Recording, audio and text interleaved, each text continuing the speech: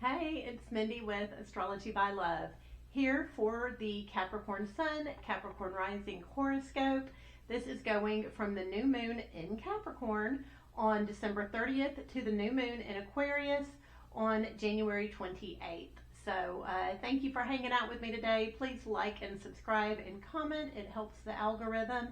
And let's go ahead, jump in and get started. So Capricorn, this new moon is all about you. This new moon is in your first house. This is your house of appearance, how you are seen in the world.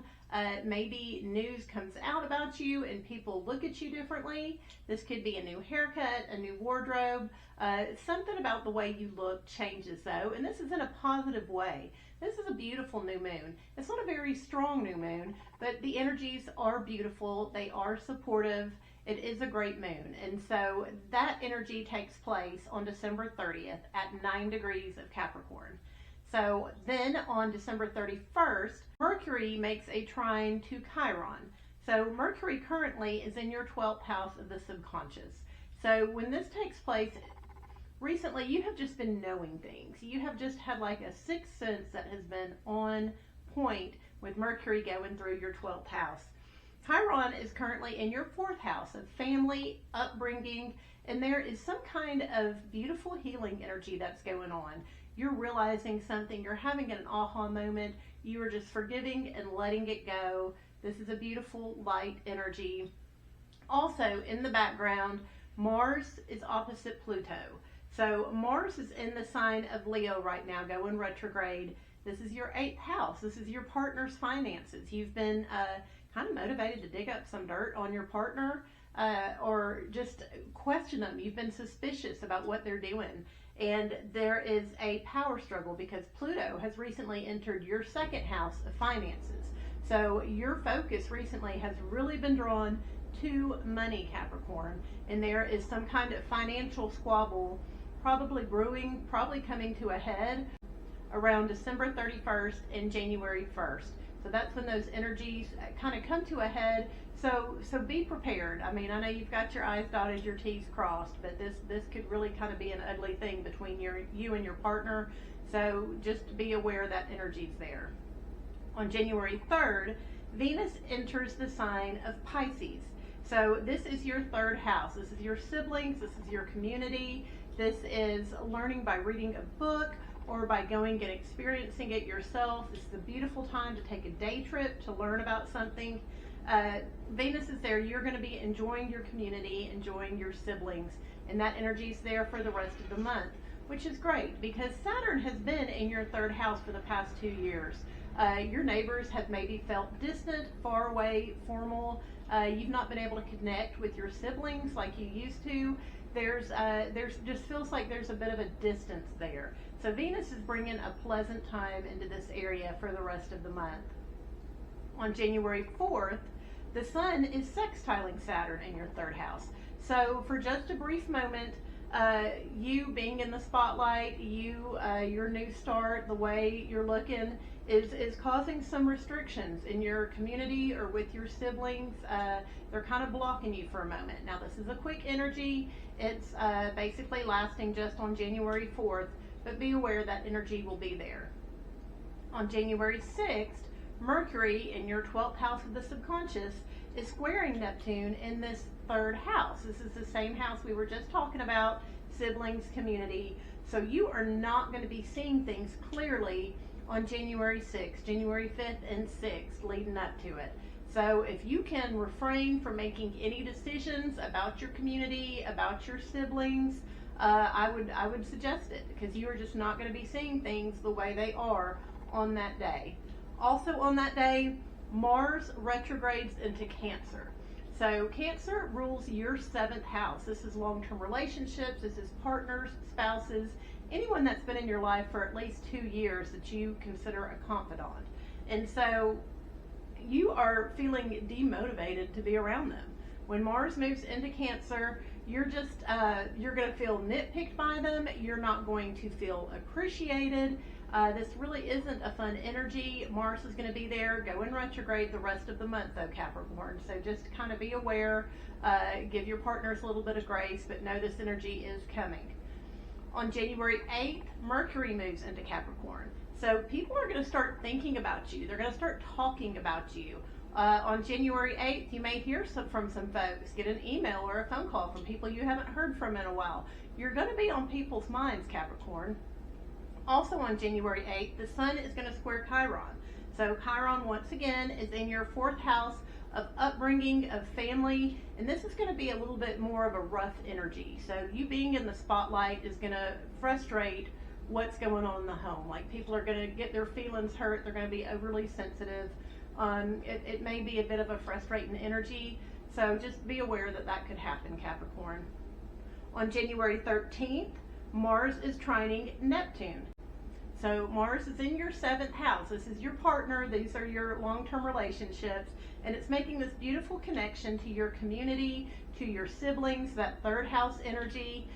Maybe your siblings and your spouse are getting along that day, or your spouse is nitpicking you, and that's causing you to see your community in this beautiful light. Like, well, I'll just go to the neighbor's house if you're going to be that way. That sort of energy is there. Also on January 13th, the sun, which is still in your 1st house, making you shine, is making a beautiful connection to Uranus in your 5th house. So Uranus is kind of a little bit of a troublemaker. He likes to just throw things up in the air, see where they fall. And so you're going to be a little bit unpredictable on January 13th, Capricorn. It'll just be sort of a fluke thing. People are going to be like, where'd Capricorn go? Oh, they're flying by the seat of their pants. Uranus in your 5th house is causing your kiddos to be unpredictable, your passion projects. So maybe your kiddo shows up from out of nowhere and y'all spend the day together and you just blow off work. Whatever it is, it will be a positive thing, and this has taken place on January 13th. On January 14th, Venus is squaring Jupiter. So Venus, once again, is in that 3rd house, community, siblings. You're enjoying, community cookouts and going and hanging out with siblings and reading books right now. And Jupiter is in your 6th house of health and daily routines. So this is almost too much work, too much time in the community, all of it enjoyable, coming together, causing a little bit of friction. So it's like too much of a good thing, not necessarily bad, but it'll be a lot on January 14th. On the 15th, the sun is opposite Mars.